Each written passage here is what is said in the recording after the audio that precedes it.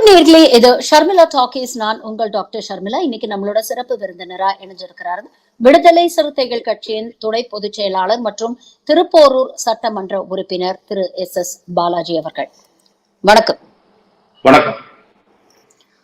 2025 வருடத்துடைய முதல் சட்டப்பேரவையுடைய தொடருடைய ஆரம்பம். இன்னைக்கு ஆளுநர் வரணும், உரை ஆற்றுவார், என்ன சொல்ல போறாரு அப்படின்னு எல்லாரும் ஆவலா காத்துட்டு இருந்த நேரத்துல வந்த 3 நிமிஷத்துல ஆளுநர் திரும்ப கிளம்பி போயிருக்கிறாரு. ஒரு பெரிய பரபரப்பை ஏற்படுத்தியிருக்கு.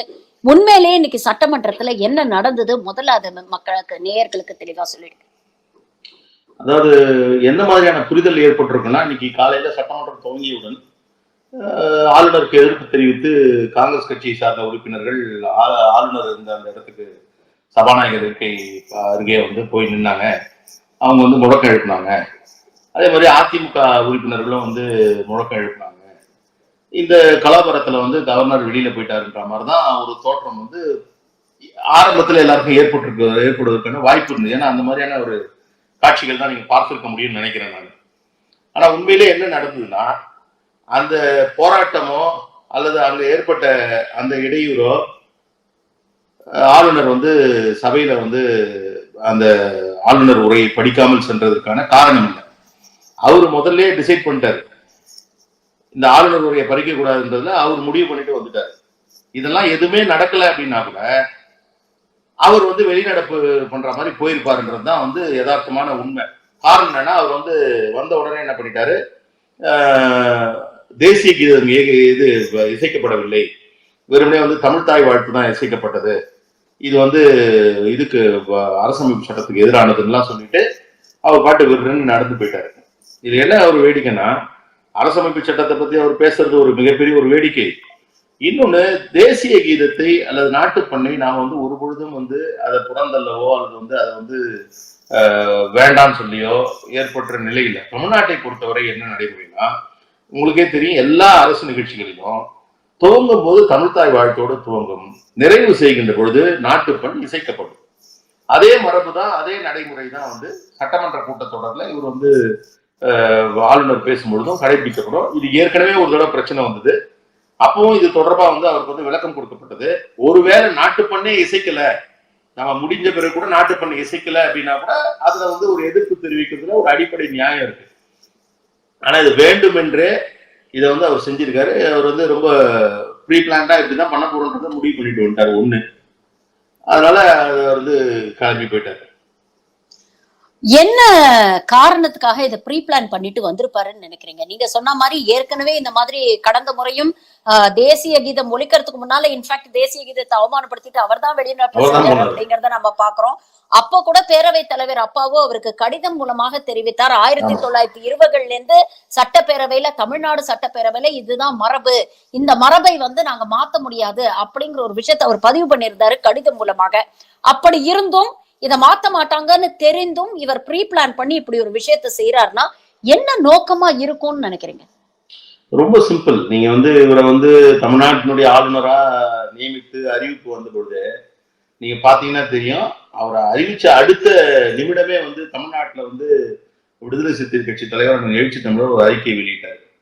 என்ன அறிக்கை வெளியிட்டார்னா, RN ரவி இங்க தமிழ்நாட்டினுடைய ஆளுநராக நியமிக்கப்பட்டிருப்பது மிகப்பெரிய ஒரு ஐயத்தை எழுப்புகிறது. ஏன்னா இவர் பணியாற்றிய இடங்களில் எல்லாம் அங்கே இருக்கக்கூடிய தேர்ந்தெடுக்கப்பட்ட அரசுக்கு இடையூறு செய்வதாகவும் அந்த பகுதியை அல்லது மாநில மக்களுக்கு எதிரான நிலைப்பாட்டை எடுக்கக்கூடிய ஒரு நபராகவும் இருக்காரு. இவர் போடுறதே குழப்பம் விளைவிக்கிறதுக்காக தான் போடுறாங்க. அதனால இவருடைய நியமனத்தை ரத்து செய்யணும், வேற யாராவது போடணும்னு சொல்லி அறிக்கை விடுதலை சிறுத்தை கட்சி தலைவர் நிகழ்ச்சி கொடுத்தாரு. இன்னைக்கு அதுதான் நடைமுறையில நடந்துட்டு இருக்கு. அவரோட ஒரே சிங்கிள் அஜெண்டா தான், தேர்ந்தெடுக்கப்பட்ட இந்த அரசுக்கு இடையூறு ஏற்படுத்த வேண்டும். தேர்ந்தெடுக்கப்பட்ட அரசுக்கு இடையூறு ஏற்படுத்தணும்ன்றதை விட சமூக நீதி கொள்கைகளை பேசக்கூடிய, சமத்துவத்தை பேசக்கூடிய இந்த அரசுக்கு இடையூறை ஏற்படுத்த வேண்டும் என்பதுதான் அவருடைய ஒரே ஒன் பாயிண்ட் அஜெண்டா. அந்த ஒன் பாயிண்ட் அஜெண்டால ஸ்ட்ரிக்டா அவர் நின்று அதை செஞ்சிட்டு இருக்காருன்னு நம்ம பார்க்கணும். ஆளுநருடைய இன்னொரு விஷயம், அவர் வெளியில வந்த உடனே நீங்க பாத்தீங்கன்னா ராஜ்பவனுடைய அதிகாரப்பூர்வ எக்ஸ் வலைதளத்துல அவர் வெளியில வந்த அடுத்த ஒரு சில நிமிடங்கள்லயே வந்து பதிவு வருது. இன்னென்ன காரணத்துக்காக தமிழ்நாடு அரசு வந்து அரசியலமைப்பு சட்டத்தையும் தேசிய கீதத்தையும் அவமானப்படுத்திட்டாங்க, அதனால நான் வெளியில வந்துட்டேன்னு ஒரு பதிவை போடுறாங்க. ஒரு சில நிமிடங்கள்லயே அந்த பதிவு நீக்கப்படுகிறது. அதுக்கப்புறம் மீண்டும் அது வந்து சில கரெக்ஷன்ஸோட அந்த பதிவை வந்து மீண்டும் பதிவேற்றுறாங்க அப்படிங்கறத நம்ம பாக்குறோம். என்ன ஒரு முதலமைச்சர் கூட இன்னைக்கு மென்ஷன் பண்ணி ஒரு ட்வீட் போட்டிருக்கிறாரு. ரொம்ப சிறுபிள்ளைத்தனமாக இருக்கு ஆளுநர் ஆர் என் ரவி பண்றது, இதெல்லாம் ஏன் பண்றாருன்னு தெரியல. உண்மையிலே தமிழக மக்களையும் தமிழக சட்டப்பேரவை மரபுகளையும் அவர் தான் வந்து அசிங்கப்படுத்துறாரு, அவமானப்படுத்துறாரு. இது வன்மையாக கண்டனத்துக்குரியது அப்படின்னு சொல்லியிருக்கிறாரு. முதலமைச்சரோட இந்த பார்வையை பத்தி நீங்க நினைக்கிறீங்க? இல்ல, அதுதான் உண்மை. அவர் வந்து அரசியலமைப்பு சட்டத்தை அவர் தொடர்ந்து அவமதித்து வருகிறார். பல்வேறு விதங்களிலேயும் அரசியலமைப்பு சட்டத்துல சொல்லப்பட்டிருக்கக்கூடிய கருத்துக்களுக்கு எதிராக பேசுகிறார். அரசியலமைப்பு சட்டமே சமத்துவத்தை நிலைநிறுத்துகிற சட்டம், ஆனா அதுக்கு எதிராக இருக்கக்கூடிய சனாதன கோட்பாட்டை உயர்த்தி பிடிக்கிறார். இதெல்லாம் அவரோட நடவடிக்கையில தொடர்ந்து நாம பார்த்துட்டு வரோம். இன்னைக்கு கூட பாத்தீங்கன்னா, நியாயமா பாத்தீங்கன்னா, அவரோட பதவி காலம் என்பது அதாவது ஒரு கான்ஸ்டியூஷனா வந்து கவர்னருக்கான பதவி காலம் என்பது அவர் நியமிக்கப்பட்ட தேதியிலிருந்து அந்த 5 ஆண்டுகள்ல முடிஞ்சிடுச்சு அவருக்கு. அதுலயே இன்னொன்னு என்ன இருக்குன்னா, ஃபர்ஸ்ட்ல என்ன இருக்குன்னா, as long as the governor enjoys the pleasure of the president வந்து இருக்கலாம்னு இருக்கிற அந்த அடிப்படையில தான் இருக்கிறாரு. அவ்வளோ யோகிய சிகாமணி அவ்வளோ கான்ஸ்டியூஷனை பத்தி கவலைப்படுற ஆளா இருந்தாருன்னா 5 வருஷம் முடிஞ்சிடுச்சு, இல்ல வந்து என்ன வந்து வேற ஏதாவது எக்ஸ்டெண்ட் பண்ணுங்க, இல்லை ஏதாவது பண்ணுங்கன்ட்டு அது ஒரு டெட்லாக் மாதிரி. இதுக்கு முன்னாடி எனக்கு தெரிஞ்ச அந்த மாதிரி ஒரு சூழல் உருவாகல ஆயிருக்குல்ல. இதுல இன்னொரு முக்கியமான ஒரு செய்தி வந்து இன்னைக்கு வந்து நம்ம அவை முன்னவர் திரு துரைமுருகன் அவர்கள் வந்து மாண்புமிகு அண்ணன் துரைமுருகன் அவர்கள் வந்து அந்த தீர்மானத்தை கொண்டு வரும்போது படிச்சது வந்து ரொம்ப முக்கியமான ஒரு செய்தி. அதாவது ஆளுநர் வந்து முதலமைச்சருக்கு வந்து இன்னைக்கு முதலமைச்சர் விட தேர்ந்தெடுக்கப்பட்ட அரசுக்கு தமிழ்நாட்டு மக்களுக்கு எதிராக அவ்வளவு செஞ்சுட்டு இருக்காரு. ஆனா ஒரு முதலமைச்சர் வந்து ஆளுநருக்கு மிகப்பெரிய ஒரு இடர்பாடை கொடுத்த காலம் தான் வந்து தமிழ்நாடு சந்திச்சிருக்கு. தமிழ்நாடுடைய வரலாறு பார்த்திருக்கோம். ஜெயலலிதா அம்மையார் முதலமைச்சராக இருந்த பொழுது அவருக்கும் சென்னாரெட்டிக்கும் தனிப்பட்ட முறையில பெரிய ஒரு முரண் இருந்தது. அப்படிப்பட்ட முரண் இருந்த காலத்துல கூட சென்னாரெட்டி அவர்கள் அந்த அரசு, அதாவது ஜெயலலிதா அம்மையார் தலைமையிலான அரசு என்ன எழுதி கொடுத்தாங்களோ ஆளுநருடைய அதை அப்படியே தான் படிச்சாரு. நீங்க வந்து இதனாலதான் இவரை சிறுபிள்ளைத்தனம்ன்றோம். ஏன்னா நீங்க உங்களோட பர்சனல் வியூஸ் அண்ட் ஃபேன்சிஸ் எல்லாம் வந்து நீங்க வந்து கான்ஸ்டிடியூஷனல் அத்தாரிட்டியா இருக்கும்போது பயன்படுத்த முடியாது. உங்களுக்கு ஒருத்தரை பிடிக்காம போலாம், இல்ல ஒரு அரசை பிடிக்காம போலாம், ஒரு கட்சியை பிடிக்காம போலாம், இதெல்லாம் வேற. ஆனா அந்த பொறுப்புல உட்கார்ந்துட்டு இருக்கீங்கன்னா அது வந்து மேதகுன்னு சொல்றோம் நம்ம. நீங்க ஹிஸ் எக்ஸலன்சின்னு சொல்றாங்க, அது வந்து அலங்கார சொல் இல்லை. அது வந்து அந்த சொல்லுக்கான ஒரு மரியாதையில மதிப்பு எங்க இருக்கு அப்படின்னா அதை வந்து காப்பாற்றணும். தன்னுடைய செய்கைகள் தன்னுடைய செயல்பாடுகள் மூலம் அதை காப்பாற்றணும். கான்ஸ்டியூஷன் எந்த நம்பிக்கையில மேக்கர்ஸ் ஆஃப் கான்ஸ்டியூஷன் இந்த பொறுப்புல இப்படிப்பட்டவங்களாம் உட்கார்ந்து இருக்கவங்களாம் இப்படி எல்லாம் கடைபிடிப்பாங்கன்னு நினைச்சு சொல்றாங்க, அதை வந்து கடைபிடிக்கணும். நீங்க தேர்ந்தெடுக்கப்பட்ட ஒரு அரசு எழுதி கொடுக்கக்கூடிய ஆளுநருடைய கூட வந்து படிக்க மாட்டேன் அப்படின்னு போறதும், படிக்காம போறதுக்கு வந்து ஏதாவது சின்ன அவர் சொன்ன மாதிரி நம்ம முதலமைச்சர் அவர்கள் சொன்னது மாதிரி சிறுபிள்ளைத்தனமா வந்து ஏதாவது ஒரு காரணம் சொல்றதும், இது ஏற்கனவே இருந்த நடைமுறையை மாற்றி ஈத்தி இவங்க இந்த அரசு வந்து பண்ணாங்கன்னா கூட நீங்க கேட்கலாம். அதெல்லாம் எதுவுமே இல்லையே, எல்லாருக்கும் தெரிஞ்ச விஷயம் தானே. அப்ப இது வந்து திட்டமிட்டு இவர் பண்றது வந்து நீங்க சொன்னது மாதிரி அறிக்கையெல்லாம் வந்து ரெடி பண்ணி வச்சுட்டு தான் இங்க வந்திருப்பாரு நினைக்கிறேன். இந்த சூழலுக்கு ஏற்ற மாதிரி கொஞ்சம் கரெக்ஷன்ஸ் தேவைப்பட்டிருக்கோம், திருப்பி கரெக்ட் பண்ணி போட்டுருப்பாங்க. இவங்க ஆன்டிசிபேட் பண்ணி இது மாதிரி சீக்வன்ஸ் ஆஃப் ஈவெண்ட்ஸ் நடக்கும்னு சொல்லி அறிக்கை ரெடி பண்ணி வச்சிருப்பாங்க, இல்ல வந்து ட்வீட் ரெடி பண்ணி வச்சிருப்பாங்க. இவர் இங்க முடிஞ்ச அடுத்த நிமிஷம் 3வது நிமிஷமே அங்க போட்டுட்டு இருப்பாங்க. அப்புறம் சரி இதுல கொஞ்சம் இந்த கரெக்ஷன்ஸ் எல்லாம் வேணும்னா போட்டிருக்காங்க. இது எல்லாமே வந்து ரொம்ப யாருமே ரசிக்கிற நிலையில இல்லை ஆளுநருடைய செயல்பாடுகள். அதிமுக வந்து யார் அந்த சார் அப்படின்னு கேட்டு அங்க வந்து ஆர்ப்பாட்டம் பண்ணாங்க, அதனால அவர்கள் வந்து வெளியேற்றப்பட்டார்கள் அப்படிங்கிற செய்தி நம்ம பார்க்க முடியுது. ஒரு பக்கம் பேரவைத் தலைவர் அப்பாவு சொல்றாரு, ஒருவேளை அதிமுக யார் அந்த சாருன்னு கேட்டதுல பயந்துதான் வந்து ஆளுநர் வெளிநடப்பு செஞ்சுட்டாரோ அப்படிங்கிற ஒரு விஷயத்த பதிவு பண்றாரு. இன்னொரு பக்கம் எடப்பாடி அவர்கள் வந்து பிரஸ் மீட்ல சொல்றாரு, ஆளுநர் உரையை படிக்காததுல ஒன்னும் பெரிய ஆச்சரியம் இல்ல அப்படின்னு சொல்லி ஆளுநர் படிக்காததற்கு ஜஸ்டிபிகேஷன் ஒண்ணு கொடுக்கறதுக்கு முயற்சி பண்றாரு. அப்படி ஏன் இந்த உரையை பார்த்தால் ஏன் இவ்வளவு பயம், ஏன் இந்த உரையை படிக்க கூடாது அப்படிங்கறதுல வந்து ஆளுநர் இவ்வளவு தீவிரமா இருக்காரு? ஒருவேளை இந்த உரையில் அவர் ஏற்றுக்கொண்ட கொள்கைகளுக்கு நேர் எதிரான விஷயங்கள் இருக்கு அப்படிங்கறதுனாலயா? ஏன்னா நீட்டுக்கு வந்து நான் இருக்கிற வரைக்கும் கையெழுத்து போடவே மாட்டேன் நீட் விலக்குன்னு சொன்னது ஆளுநர் தான். அதே மாதிரி கேடர்ஸுக்கெல்லாம் வந்து நீங்க மாநில அரசு சொல்றதை கேட்க கூடாது, ஒன்றிய அரசு சொல்றதான் கேட்கணும் அப்படின்னு சொல்லியிருக்கிறாரு. கல்வி தரம் தமிழ்நாட்டுல ரொம்ப பின்னடைவு அடைந்திருக்கு அப்படின்னு சொல்லியிருக்கிறாரு. ஆனா ரீசெண்டா வந்த தரவுகள் எல்லாம் பாத்தீங்கன்னா கல்வியில வந்து முதல் மாநிலமாக தமிழ்நாடு இருக்கு அப்படிங்கிற செய்தி ஒன்றிய அரசு தரப்புல இருந்தே வருது. ஏன் இந்த பயம்? இந்த உரையை படிக்கிறதுல என்ன தயக்கம் அவருக்கு? பயம், தயக்கம் எல்லாமே என்ன காரணம்னா இந்த உரை இல்ல. இந்த அரசு என்பதே வந்து இன்னைக்கு நடைபெற்றுக் கொண்டிருக்கக்கூடிய அரசு அவங்களுக்கு ஒத்துக்காத கொள்கை, அவங்க நிலைநிறுத்தக்கூடிய பாகுபாட்டை நிலைநிறுத்தக்கூடிய, வேறுபாட்டை நிலைநிறுத்தக்கூடிய, கருத்தியலுக்கு எதிரான நிலையில இருக்கக்கூடிய ஒரு சமத்துவ ஜனநாயக ஆட்சி என்பதனால வந்து அவருக்கு வந்து இத்தகைய ஒரு பிரச்சனை எழுந்திருக்கு. நீங்க சொன்ன மாதிரி வந்து ஏடிஎம்கேல இருக்கவங்கலாம் வந்து போய் யார் அந்த சார்னு அவங்க கேட்ட உடனே ஏற்கனவே கவர்னர் மாளிகை இவருக்கு வர்றதுக்கு முன்னாடியில இருந்து எப்படி இருக்குன்றது நமக்கு தெரியும். கவர்னர் மாளிகையில என்னென்ன அசிங்கம்லாம் அரங்கேறிச்சு, கவர்னர் மாளிகையை பயன்படுத்தி என்னென்னலாம் நடந்ததுன்னு இன்னைக்கு வந்து ஒரு ஒரு ஒரு கல்பரேட் வந்து குணசேகரன் ஒரு கல்பரேட், ஞானசேகரன் ஒரு கல்பரேட் வந்து இன்னைக்கு இந்த மாதிரியான ஒரு பிரச்சனைல மாட்டிருக்க மாதிரி ஆளுநர் மாளிகையில் இருக்கக்கூடிய ஆளுநர்களே இது போன்ற பிரச்சனைகள் மாட்டினதெல்லாம் நாம பார்த்துருக்கோம். இப்போ நான் கூட அங்கே உட்காந்துட்டு சொன்னேன், யார் அந்த சார்னு அவரை கேட்டு அவர் தான் அந்த சாருன்ற மாதிரி இவங்க போய் பிரச்சனை பண்றாங்களே, ஏன்பா இவங்களுக்கு இந்த வேலை அப்படின்னு. அந்த மாதிரி இது என்னன்னா, நீங்க அவரு நகைச்சுவையா வந்து மாண்புமிகு பேரவைத் தலைவர் சொன்னாலும் இது வந்து ஒரு வகையில வந்து அண்ணா பல்கலைக்கழக நிலைமைக்கு வந்து ஒரு வகையில் ஆளுநரும் பொறுப்பாகிறார். ஏன்னா வந்து ஒரு அட்மினிஸ்ட்ரேஷன் வந்து கொலாப்ஸ், ஒரு அட்மினிஸ்ட்ரேஷன் லேப்ஸ் கூட ஒரு காரணம் தான். அந்த மாதிரியான ஒரு மிக கொடூரமான ஒரு சம்பவம் நடைபெற்றது. அதனால அவர் அதுக்கு நீங்க அவர் சொன்ன மாதிரி அதுக்கு பயந்துட்டு போனாரா என்னன்னு தெரியல. ஆனா இன் ஜெனரல் வந்து அவர் வந்து டிசைட் பண்ணிட்டாரு, இது வந்து படிக்கக்கூடாதுன்றத வந்து அவர் ரொம்ப தெளிவா வந்து முடிவு பண்ணிட்டாரு. அது ஏதோ சொத்தையான காரணம், திருப்பி அதே காரணத்தை விளக்கம் சொன்னதுக்கு அப்புறம் படிக்கிறதுன்றது சொல்றதுன்றது ரொம்ப தவறானது. இன்னொரு விஷயத்தையும் அவை முன்னவர் மாண்புமிகு இந்த துரைமுருகன் அவர்கள் இன்னொரு விஷயத்தை ரொம்ப அழகாக குறிப்பிட்டார். என்னன்னா, இந்த சட்டப்பேரவையினுடைய பாவல விழா என்பது கூட நீங்க வந்து மாண்புமிகு குடியரசுத் தலைவராக அன்றைக்கு இருந்த ராம்நாத் கோவிந்த் அவர்கள் அவருடைய வாழ்த்து செய்தியில என்ன சொல்லியிருந்தாருன்னா, இந்தியாவிலே இருக்கக்கூடிய சட்டப்பேரவையில் மிகவும் மாண்பு தாங்கிய சட்டப்பேரவை இது. இந்த சட்டப்பேரவை ஒட்டுமொத்தமா நாட்டில் இருக்கக்கூடிய மற்ற அவைகளுக்கெல்லாம் முன்னோடியா இருக்கக்கூடிய ஒரு சட்டப்பேரவை. அப்படிப்பட்ட மாண்பையும் அப்படிப்பட்ட பெருமையும் கொண்ட சட்டப்பேரவையினர். அப்படிப்பட்ட சட்டப்பேரவையை இன்னைக்கு கலங்கப்படுத்தக்கூடிய வகையில் அதை வந்து அதனுடைய தீர்மானங்களை வந்து கொஞ்சம் அதாவது நிராகரிக்கக்கூடிய நிலையில், உதாசீனப்படுத்தக்கூடிய நிலையில் ஆளுநர் இருக்கிறார் என்பது மிகவும் வருத்தத்துக்குரியது, கண்டனத்துக்குரியது. மற்ற மாநிலங்கள்லாம் ஆளுநர்களை எப்படி நடத்துறாங்க? அதுவும் குறிப்பா பாஜக ஆளாத மாநிலங்களில் ஆளுநர்கள் எவ்வளவு குடைச்சல் கொடுக்குறாங்க, அங்கே இருக்கக்கூடிய முதல்வர்களும் அரசும் அந்த ஆளுநர்களை எப்படி நடத்துறாங்க அப்படிங்கறத நம்ம உதாரணங்கள் பழைய பார்த்திருக்கோம். தெலுங்கானா இருக்கட்டும், கேரளா இருக்கட்டும், வெஸ்ட் பெங்கால் ஆகட்டும், இதெல்லாம் பார்த்திருக்கிறோம். இங்கே வந்து ஒரு அரசியலமைப்பு சட்டத்துக்கு உட்பட்டு தமிழ்நாடு அரசு இவர் ஆளுநர் அப்படிங்கிற அந்த கான்ஸ்டிடியூஷனல் ஹெட்ங்கிற பதவியில இவர் இருக்கிறாரு.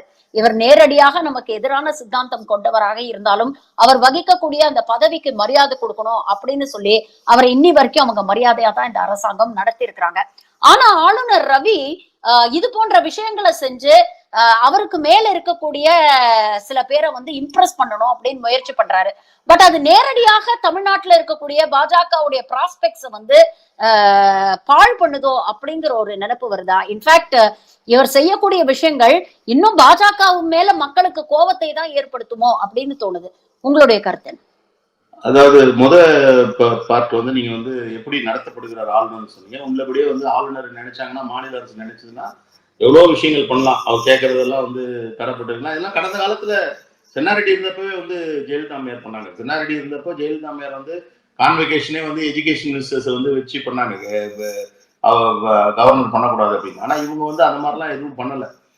அது என்னன்னா அவருடைய மாண்பு இல்ல அவருடைய வளர்ப்பு, அவருடைய இது வந்து பின்னணி அப்படி இருக்கு. நம்முடைய முதலமைச்சர் வந்து ஒரு ஜனநாயக ரீதியாக வளர்ந்த ஒரு ஆளு, ஜனநாயகத்தை மதிக்க வேண்டும் என்கிற நிலையில அதெல்லாம் பண்றாங்க. இன்னொரு முக்கியமான விஷயம் என்னன்னா, இன்னைக்கு காலையில கூட எனக்கு உள்ளபடியே கொஞ்சம் ஒரு நிகழ்ச்சியா தான் இருந்தது. அவர் வந்து உள்ள அதான் நாங்க நின்றுட்டு இருக்க இடத்துல இருந்து லெஃப்ட் சைட்ல இருந்து வராரு கவர்னர் வரும்போது முதலமைச்சர் கிட்ட போகும்பொழுது முதலமைச்சர் அவர் வணங்கும் பொழுது சிரித்து கொண்டே இப்படி வணங்குறார். அதாவது இவர் என்னென்ன பண்ண போறாருன்றது எல்லாருக்கும் தெரியும், இவர் ஏதோ ஒரு வில்லங்கம் பண்ண போறாருன்றது எல்லாருக்கும் தெரியும். ஆனா அதை கொஞ்சம் கூட வந்து மனசுல வச்சுக்கிட்டு இப்போ உங்களுக்கு தெரியும் இல்லையா, ஒருத்தர் வந்து எப்படி கிரீட் பண்றாங்கன்றது வந்து மேம்போக்கா கிரீட் பண்றாங்களா, நான் உள்ளபடியே வந்து அதை ரொம்ப ஆச்சரியமா பார்த்தேன். நான் ஏன்னா என்ன பண்றாரு கவர்னர் வரும்போது முதலமைச்சர் என்ன ரியாக்ட் பண்றாருன்னு பார்த்தேன். அவர் வந்து பிளீசிங்கா, இப்ப நம்மளை நாடி ஒருத்தர் வந்தாங்கன்னா நம்ம எப்படி வந்து பிளீசிங்கா கிரீட் பண்ணுவோமோ அந்த மாதிரி தான் கிரீட் பண்ணாரு. அதே மாதிரி வந்து திமுக கழக உறுப்பினர்கிட்ட வந்து சும்மா பேசும்போது ஃப்ரெண்ட்லியா பேசும்போது கேட்டேன், என்ன ஏதாவது இன்ஸ்ட்ரக்ஷன் ஏதாவது கொடுத்துருக்காங்களா, உங்களுக்கு கட்சியில ஏதாவது இன்ஸ்ட்ரக்ஷன் கொடுத்துருக்காங்களான்னு போது அப்ப அவங்க சொன்ன ஒரே வார்த்தை என்னன்னா, யாரும் எதுவும் பண்ணாதீங்க, அவர் என்ன வேணா பண்ணட்டும், நீங்க எதுவும் ரியாக்ட் பண்ணாதீங்க, அதுக்கு பிறகு நம்ம பார்த்துக் கொள்ளலாம், அவர் அவர் அவரோட அவரோட நடவடிக்கை எப்படி வேணா இருக்கட்டும் அப்படின்ற மாதிரியான ஒரு இன்ஸ்ட்ரக்ஷன் கொடுத்துருக்காங்க. இதெல்லாம் எதுக்கு மறுபடியும் மறுபடியும் சொல்றேன்னா, சட்டமன்ற நிகழ்வுகள்ல ஒரு சில விஷயங்களை ஆன்டிசிபேட் பண்ணும் பொழுது கட்சிகளுடைய தலைமைகள் வந்து இந்த தலைமை என்ன பண்ணுன்னா, கட்சிகளுடைய தலைமையை வெவ்வேறு விதமான இன்ஸ்ட்ரக்ஷன் எல்லாம் கொடுத்துருக்காங்க. இதே சட்டமன்றம் வேற சில சந்தர்ப்பங்கள்ல சூழல்கள்ல வேற மாதிரி 1-2 சம்பவங்கள் நடைபெற்று இருக்கிறது பல மாநிலங்கள் நம்ம பார்க்கிறோம். ஆனா அப்படிலாம் இல்லாம முழுக்க முழுக்க வந்து சட்டமன்றம் சட்டப்பேரவையுடைய மாண்பை எந்த வகையில நம்மால் வந்து குலைந்து விடக்கூடாது என்கின்ற அந்த கவனத்தோடு வந்து முதலமைச்சர் செயல்பட்டார். ஒண்ணு. ரெண்டாவது என்னன்னா, முன்பெல்லாம் வந்து சட்டமன்றம்னா வந்து ஆளுநர் உரையை வாசிப்பாரு, அதுக்கப்புறம் தமிழாக்கம் வாசிப்பாங்க, அப்புறம் வந்து முறையா நடக்கும்ன்றது மக்கள் எதிர்பார்த்துட்டு இருந்தாங்க. இந்த மாதிரியான சம்பவம் 1-2 நம்ம மாநிலத்தில் மட்டும் இல்ல, வெவ்வேறு மாநிலங்கள்ல அங்க ஒண்ணு இங்க ஒண்ணு இங்க ஒண்ணு நடக்க ஆரம்பிச்சோன்னு இப்ப இது ரொம்ப சாதாரணமா போச்சு. இது ஒண்ணு இவர் வந்து வெளில போனது வந்து யாரும் பெருசாவே எடுத்துக்கல. இவர் போயிட்டாரு, ஐயோ கவர்னர் வந்து படிக்காம போயிட்டாரு, சட்டமன்றத்தில் இப்படி ஆயிடுச்சுன்னா யாரும் அதான் தெரிஞ்ச விஷயம் தானே, இதெல்லாம் படிக்க மாட்டாரு போயிடுவாருன்றது தெரிஞ்ச விஷயம் தானே அப்படின்ற மாதிரி ஒன்று ஒரு ரொம்ப இயல்பான நிலைக்கு வந்துடுச்சு. நீங்க சொன்னது மாதிரி ஆக்கப்பூர்வமான வேலைகளை முன்னெடுத்து கட்சியை வளர்ப்பது என்று ஒன்று இருக்கிறது. ஒரு அழுத்தத்தை கொடுத்து ஒரு வேற விதமான அதாவது எதிர்மறையான செய்கைகள் மூலம் ஒரு கட்சியை வளர்க்கணும் இல்ல வந்து அது மாதிரியான ஒரு சூழலை உருவாக்கணும்னு பாரதிய ஜனதா கட்சி பல்வேறு வகைகளில் முயற்சிக்குது. அது வந்து அவங்க கட்சியில இருக்கக்கூடிய நிர்வாகிகள் மூலமா இருந்தாலும் சரி, ஊடகங்கள்ல பேசுறவங்க மூலமா இருந்தாலும் சரி, அவருடைய செயல்பாடுகளா இருந்தாலும் சரி, எல்லாமே அவங்க பாருங்க, நீங்க எது நடந்தாலுமே வந்து அவங்க வந்து இது வரைக்கும் தமிழ்நாட்டில் நடக்காத விஷயங்கள்லாம் அவங்க நடக்கும்போது செய்யும்போது வந்து இப்ப நம்ம சமீபத்துல கூட பார்த்தோம், ஒரு போராட்டம் நடத்துனாங்க, பாவம் ஒரு அம்மா, அவங்க வந்து நடிக்கக்கூடியவங்க இல்ல வந்து கலை நிகழ்ச்சியை பண்ணக்கூடியவங்க, அவங்க வந்து கூப்பிட்டு வந்து வேடம் போட விட்டு அப்புறம் அவங்கள கஷ்டப்படுத்துறது, இந்த மாதிரியான விஷயங்கள்லாம் இவங்க கையாளுறாங்க. கவர்னரையும் பாரதிய ஜனதா கட்சியினுடைய ஒரு அங்கத்தினராக ஒரு பொறுப்பாளராக இவங்க வந்து செயல்பட ஆட்டுவிக்கிறதுனால ஒரு பொழுதும் வந்து பாரதிய ஜனதா கட்சிக்கு அவங்களுடைய நன்மதிப்புக்கு வந்து இதுவாக போறதில்லை, அவங்களுக்கு வந்து எந்த விதமான பலனும் இல்லை. நீங்க சொன்னது 100% உண்மை. இது பாரதிய ஜனதா கட்சியினுடைய இமேஜ் வந்து கவர்னர் வந்து நம்ம வந்து கவர்னராக யாருமே பார்க்கல. இங்க தமிழ்நாட்டை பொறுத்த வரைக்கும் கவர்னர் யாரும் பார்க்கல, பார்ட் அண்ட் பார்சல் ஆஃப் பிஜேபியை தான் பாக்குறாங்க. அப்ப கவர்னருடைய நடைனா அவர் வந்து கூப்பிட்டு பேசுறாருல, யாரு கூப்பிட்டு பேசுறாரு, அவருக்கு ஆலோசனை கொடுக்குறாருலாம் யாரு, எதுவா இருந்தாலும் அவர் வந்து கன்சல்ட் பண்றாருலாம் யாரு, எல்லாமே வந்து RSS பிஜேபி சார்ந்தவர்கள் தான் வந்து அவர் வந்து வச்சுட்டு இருக்காரு. அதனால இது கண்டிப்பா பிஜேபியினுடைய முகத்தை வந்து இன்னும் இன்னும் பயங்கரமா சிதைக்கும் என்பது வந்து எந்த விதமான மாற்று கருத்தும் இல்லை. ஆளுநர் சொன்ன குற்றச்சாட்டுப்படி தமிழ்நாடு அரசு வந்து அரசியலமைப்பு சட்டத்தையும் தேசிய கீதத்தையும் மதிக்கல அப்படின்னு சொல்லியிருக்கிறாரு. ஆனா உண்மையிலேயே தமிழ்நாடு அரசு அரசியலமைப்பு சட்டத்துக்கு உட்பட்டு பதவி காலம் முடிந்த பின்னரும் ஆளுநருக்கு தகுந்த மரியாதையை கொடுத்துதான் அவங்க நடந்திருக்கிறாங்க அப்படிங்கிற ஒரு விஷயத்த பதிவு பண்ணியிருக்கீங்க. அதே மாதிரி எந்த காரணத்துக்காகவும் தேசிய கீதம் ஒழிக்கப்படாது அப்படின்னு தமிழ்நாடு அரசு சொல்லல. எல்லா நிகழ்வுகளும் முடிஞ்சு இறுதியில் வந்து நாட்டுப்பண் பிளே பண்ணப்படும் அப்படின்னு தான் சொல்லியிருக்கிறாங்க. சோ ஆளுநருடைய இந்த குற்றச்சாட்டு எவ்வளவு மேம்போக்கானது, எவ்வளவு வெறும் கவன ஈர்ப்புக்காக செஞ்சிருக்காரு. இப்போ அவர் சொல்றது வந்து சின்ன குழந்தைக்கு கூட தெரியும், நீங்க ஸ்கூல் படிக்கிற குழந்தைக்கு கூட தெரியும் தமிழ்நாட்டினுடைய நடைமுறை என்னன்றது. ஆரம்பிக்கும் போது தமிழ் தாய் வாழ்க்கை, நிறைவு செய்யும் பொழுது தேசிய கீதம் நாட்டுப்பண் பாடுறோன்றது சின்ன குழந்தைக்கு கூட தெரியும். இதை போய் அதான் சிறுபிள்ளைத்தனான முதலமைச்சர் சொன்னது வந்து ஏதோ ஒரு இந்த சொல்லாடல் கிடையாது, ஒரு கம்பேர் பண்ற சொல்லாடல் இல்லை, நிஜமாவே அப்படிதான். சின்ன குழந்தைக்கு கூட தெரிஞ்ச விஷயம், ஒரு 1ஆம் கிளாஸ் 2ஆம் கிளாஸ் படிக்கிற குழந்தைங்களுக்கு கூட தெரிஞ்ச விஷயம் தமிழ்நாட்டினுடைய நடைமுறை என்னன்னு. தமிழ்நாட்டுல வந்து ஒரு 3 வருஷம் ஆயிடுச்சு, 3 வருஷமா தமிழ்நாட்டுல இங்கேயும் அங்கேயும் போறாரு வராரு எல்லாம் சுத்துறாரு. அவர் வந்து இன்னைக்கு வந்து இதை ஒரு காரணமா சொல்றாருன்றது வந்து என்ன சொல்றதுன்னே தெரியல. இது வந்து உண்மையிலே சிறுபிள்ளைத்தனம் தான். பல விஷயங்களை அதுவும் நேரடியாக நீங்க இருந்து அங்க பார்த்த விஷயங்களை வந்து இன்னைக்கு எங்களோட பகிர்ந்துக்கிட்டீங்க. உங்க நேரத்துக்கும் கருத்துக்களுக்கும் மிக நன்றி. Thank you very much for joining.